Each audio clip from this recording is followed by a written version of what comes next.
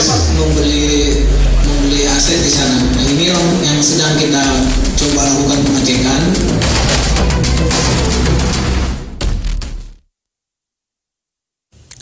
Iya, pemirsa, mengejar aliran dana dari First Travel. Ini dana jamaah calon umroh dari First Travel, korban First Travel ini kami bahas di Ada Berita hari ini. Pemirsa, bersama dengan dua narasumber kami. Sudah hadir Kombes Pol Slamet Pribadi Humas Polri. Selamat malam Pak Slamet, apa kabar? Ya, malam. Oke, kemudian juga sudah hadir Pak Altwin Rahadian, kuasa hukum dari jamaah First Travel. Selamat malam Pak Altwin Rahadian. Malam. Oke, saya ke Pak Slamet. Pak Slamet ini bicara mengenai mengusut begitu ya, mengejar aliran dana jamaah korban dari First Travel sendiri begitu. Apakah polisi sudah memeriksa begitu terkait dengan catatan keuangan dari First Travel ya, uang masuk termasuk juga uang keluar dari First Travel ini? Ya, kepada tiga tersangka ini, baik sendiri-sendiri maupun bersama-sama, itu diterapkan pasal penggelapan, pasal penipuan, dan pasal tindak pidana pencucian uang. Yang penting adalah kejahatan asal penggelapan dan penipuan ini harus konkret. Begitu udah konkret, langsung dinaikkan dengan tambahan pasal pencucian uang. TPPU ya? TPPU. Tentu diawali dengan adanya indikasi transaksi mencurigakan, baik barang maupun uang. Nah, itu. Kalau artinya transaksi dari First Travel sendiri begitu ya, melalui perbankan begitu, artinya pihak polisi dan juga PPATK bisa menelusuri begitu ya, kemana sih aliran dana dari calon jamaah First Travel ini? Ya. Sementara fakta yang tersedia itu sekitar 1,3 triliun, tetapi terhadap 58.000 itu sekitar 838 miliar. Sekitar itu. Dipakai buat apa aja Pak Slamet begitu dana dari jamaah ini? Kita tidak bisa menjelaskan secara rinci. Mungkin nanti akan diungkapkan di pengadilan karena memang ada kerahasiaan bank di situ.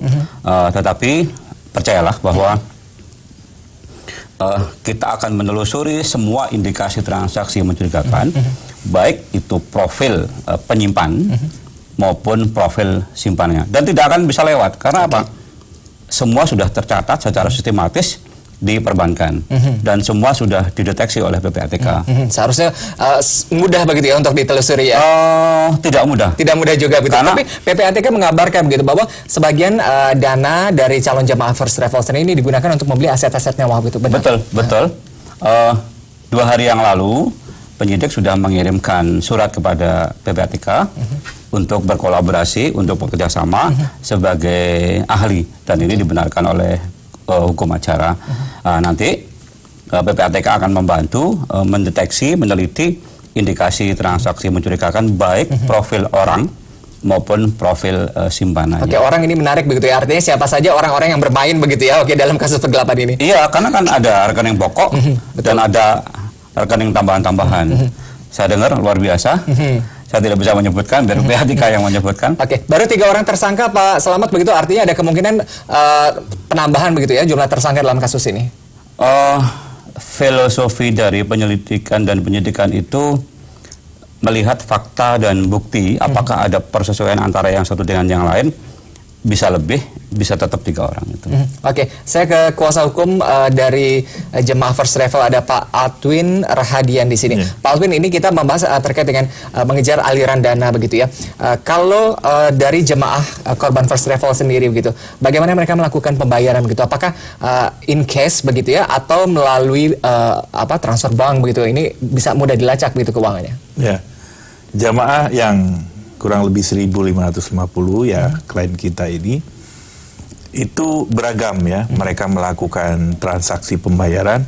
Ada yang langsung ke kantor, ada yang juga melalui register online. Ya, ada juga yang melalui agen. Tapi agen ini juga sebetulnya dia mengonlinekan untuk selanjutnya transfer yang jamaah langsung gitu ya. Jadi transaksinya seperti itu. Harusnya memang terlacak semua. Itu juga kan kemudian PPATK sudah membuktikan bahwa arus masuk dari tahun sekian sampai sekian itu kurang lebih sampai tembus di 3 triliun. Itu dia. Artinya kalau tadi pembayaran dilakukan ini bisa melalui online begitu ya, bahkan cash sendiri begitu ya. Dari data pertama ini kan begitu nama First Travel muncul sendiri, jumlahnya ini sekitar 550 miliar begitu, lama-lama bertambah begitu. Ada kemungkinan lebih dari 1 triliun begitu kalau kuasa hukum lihat. Ya, tentu begini. Itu rilis sementara menurut saya ya. Karena rata-rata kalau dihitung ini per sekarang ini kan 58.000 lebih belum berangkat jamaah. Katakan satu jamaah itu di angka 14,3. Oke. Nah, kalau kemarin polisi penyidik pukul rata dia 14,3. Padahal itu mereka banyak yang sudah sebagian melakukan upgrade sampai 4 kali malah, ya kan? 2,5 juta, 1 juta. Jadi rata-rata ada yang sampai tembus 22 juta. Oke. Ya kan? Ada juga yang nggak mau upgrade. Oh, udah saya tunggu aja karena nggak ada uang lagi. Tapi banyak juga orang yang melakukan upgrade. Jadi kerugiannya mungkin bisa jauh lebih dari itu. Ya, pemirsa, pembahasan kami lanjutkan masih bersama dengan kuasa hukum dari korban jemaah korban first travel dan juga Pak Selamat Pribadi Humas Polri. Tadi Pak Alvin sempat terpotong begitu, terkait dengan tuntutan begitu ya. Apakah hanya akan diseret begitu ya tuntutan dari korban first travel ini untuk ke ranah pidana begitu, atau ada langkah-langkah perdata juga yang akan dilakukan? Ya, tentunya kan jamaah ini sudah sangat habis kesabarannya. Klimaksnya sampai melaporkan ke Bareskrim, itu artinya sudah menahan sabar yang luar biasa. Karena yang lapor Pak Edwin. Ya, sudah menahan sabar yang luar biasa.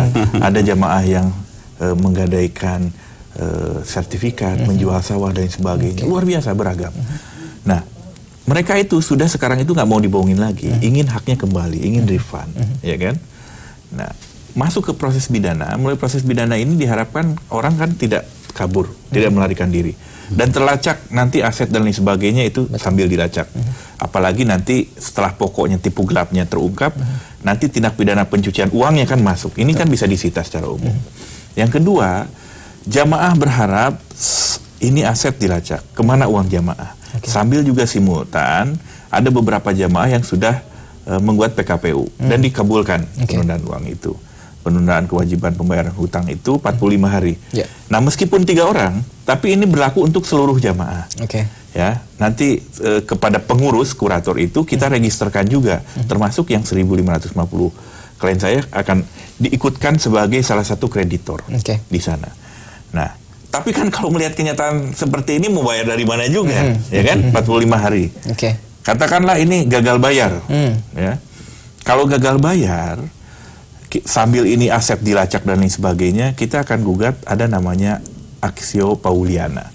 Artinya itu si perbuatan perusahaan, direksi, ya, itu dalam hal perbuatan hukumnya setahun ke belakang bisa dibatalkan.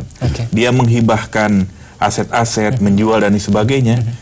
Ini bisa dibatalkan. Sehingga budel pilotnya ini maksimal terhadap jamaah. Jamaah sampai berpikir sekarang udahlah, pokoknya berapa aja, yang penting kembali ada yang masuk. Sampai begitu. Wah, kesian mereka. Gitu. Iya. Saya ke Pak Selamat lagi. Pak Selamat, ini kan dari pihak kuasa hukum ya, korban juga, kemudian juga Bareskrim Polri juga membuka krisis center sendiri begitu. Bagaimana perkembangannya, Pak Selamat? Iya, di krisis center itu ada 3 lembaga, kepolisian, Kemenak, dan OJK. Barangkali sama-sama juga jamaah juga ada di situ juga tuh, sama-sama melihat lah, sama-sama mengawasi. Perkembangan per kemarin itu ada sekitar 4.043 yang langsung melapor. Kemudian via email ada 1.614. Saya melihat supaya nggak salah ini. Kemudian perkembangan sampai dengan sore ini sekitar yang melapor langsung 6.138. Kemudian yang via email ada sekitar 2.008. Ini saya dapat info dari Bareskrim, artinya beludak. Mungkin per besok akan terus berkembang, kira-kira begitu. Tadi Pak Altwin mengatakan begitu, ini pihak korban dari jemaah korban first travel menginginkan begitu ya, entah berapa saja begitu, kalau bisa sepenuhnya ya Pak Altwin ya begitu ya, untuk kembali uangnya sendiri begitu. Tanggapan dari tersangka sendiri bagaimana? Ya, memang di dalam KUHP itu diizinkan di dalam perkara pidana ada latar belakang perkara perdata. Tapi sesuai dengan kewenangan kepolisian adalah soal hukum publik saja, pidana saja, maka soal perdata monggo disilahkan. Kita tidak akan ikut-ikut.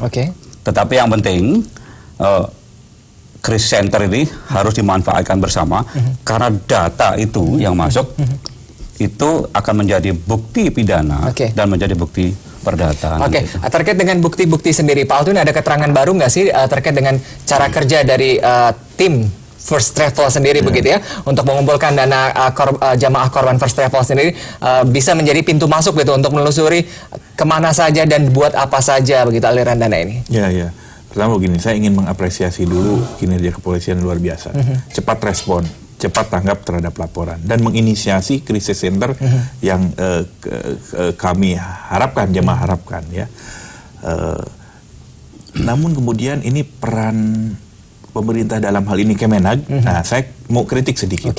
Kurang ada inisiasi dan memberikan formula atau treatment yang tepat sehingga korban telantarkan. Karena bagaimanapun nggak boleh lepas. Mereka ini yang memberikan sebagai regulator, mereka ini yang memberikan izin dan mencabut izin. Ya. Jadi harus bertanggung jawab. Cari formula yang tepat. Nggak boleh ditelantarkan ini jamaah. Ya. Kita tahu tadi kalau pertanyaan menyangkut itu bahwa ini uang jamaah yang masuk itu diselewengkan. Ya. Ada main begitu oknum begitu. Ini sebagai momentum untuk membongkar semua. Kenapa kemudian izin yang evaluasi per 3 tahun First Travel itu terakhir 2016 diberikan, ya, harusnya dengan prasyarat melihat laporan keuangan. Ya, sehat tidak perusahaan kan begitu. Ini laporan keuangan saya dengar nggak masuk. Tapi kenapa izin keluar? Nah, ini kan ini begitu. Begitu, Pak. Ini kenapa izin keluar ini? Gitu. Harusnya ada dugaan begitu oknum masuk ke dalam tim First Travel. Bisa jadi ada oknum. Ini harus menjadi bongkar semua. Saya juga menyampaikan ke kepolisian. Ini supaya kemudian ini karena kejadian luar biasa, ini kan bisa jadi juga organized crime. Nah, ini yang bahaya. Ya, ini harus dibongkar karena ini uang jamaah gitu. Apalagi ditambah si direksi ini konsumtifnya luar biasa menggunakan uang jamaah. Jangan-jangan ini nanti bisa menjadi pintu masuk bagi travel-travel yang lain ya? Bisa jadi. Yang sejenis banyak, Mas. Nah, ini dia. Banyak. Kenapa dibiarkan gitu? Ya. Tapi Pak Slamet begitu, apakah ini mendengar kabar begitu ya, artinya si pemilik sendiri ini kabarnya nggak cuma hanya punya satu agen perjalanan First Travel ini, benar nggak sih Pak begitu ya? Seperti yang saya sampaikan tadi, indikasi transaksi mencurigakan itu ada nama bisa lain, uang, bisa barang, bisa orang, bisa simpanan. Semua yang terkait pasti akan menjadi bahan penelusuran. Kenapa? Secara administratif sudah tercatat secara sistematis. Itu Jaktivi sudah pasang hotline krisis center. Saya harap para jamaah memanfaatkan ini. Ya, semoga begitu ya, informasi-informasi terbaru begitu ya, ini bisa segera dikelola begitu oleh pihak Baris Krim Polri untuk menuntaskan kasus ini. Terima kasih Pak Slamet bersama kami, Pak Altwin juga terima kasih bersama kami.